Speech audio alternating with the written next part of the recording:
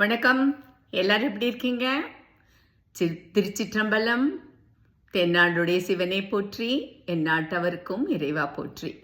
போன வாரம் அப்பர் சுவாமிகளை பற்றி நம்மளுடைய அப்லோட பார்த்துருப்பீங்கன்னு நினைக்கிறோம். அந்த அப்லோடில் என்ன இருந்தது அப்படின்னா, ராஜா மகேந்திரவர்மன் எங்கே சைவத்துக்கு மாறிடுவாரோ இவர் மாறினத்தினால அந்த இவருடைய சூளை நோயை சரி பண்ணின அதிசயத்தினால அப்படிங்கிற பயத்தில் இந்த சமணர்கள் ராஜாவிடத்துல போய் சொல்லி ராஜா பலவிதமான தண்டனைகளை கொடுக்குறான். அந்த தண்டனையில இந்த வாரம் நம்ம பார்க்க போற தண்டனை என்னன்னு கேட்டா விஷம். என்னத்த விஷம் கொடுக்கறது இல்லையா? ஏன்னா நீலகண்டனாச்சே, அவனே அந்த விஷத்தை சாப்பிட்டவனாச்சே. தன்னுடைய பக்தர்கள் விஷத்தை சாப்பிட்டு இறப்பதே அவனா எங்கேயாவது பொறுத்திருப்பானா? அதனால அதுல இருந்தும் அவர் பொதுவாகவே பார்த்தா இந்த பக்தர்கள் எல்லாமே நாமார்க்கும் குடியெல்லாம் நமனே அஞ்சோம் அப்படின்னு தானே பாடுகிறார்கள் இல்லையா? அஞ்சுவது ஒன்றுமில்லை, அஞ்சுவது ஏதுமே இல்லை அப்படின்னு தானே அவர்களுடைய பாடல்கள் எல்லாமே இருக்கு. அந்த நமச்சிவாயத்தை நாங்கள் சரணடைந்து விட்டோம், வேற எதிரிலே எங்களுக்கு பயம் கிடையாதுன்னு. பிரகலாதனும் அதே தானே, அந்த நாராயணன் மேல அந்த அளவுக்கு பக்தியும் நம்பிக்கையும் வைத்ததை அந்த இறைவன் காப்பாற்றினான் இல்லையா? அதே மாதிரி இங்கேயும் நம்பிக்கையை காப்பாற்ற வேண்டுவது அந்த இறைவனுடைய பொறுப்பா போயிடுறது.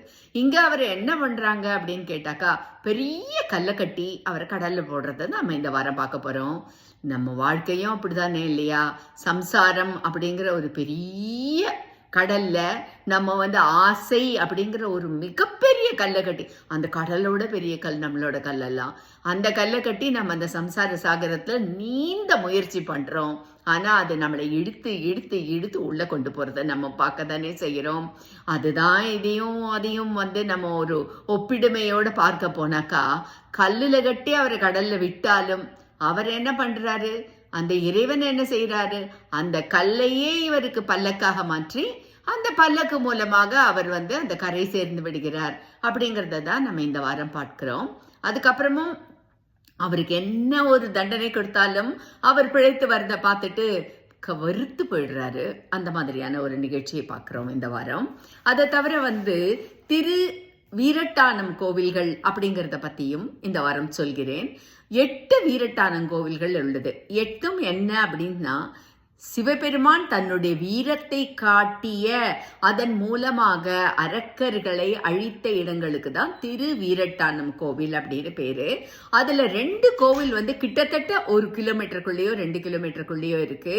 அதுல ஒண்ணு திருவதிகை கோவில், இன்னொன்னு திருக்கோவிலூர் கோவில். 2மே மிக அருகில இருக்கிற கோவில் தான். அதுல இந்த திருவதிகை கோவில்ல அவர் திருபுரத்தை அழித்தார் அப்படிங்கறதையும் நாம்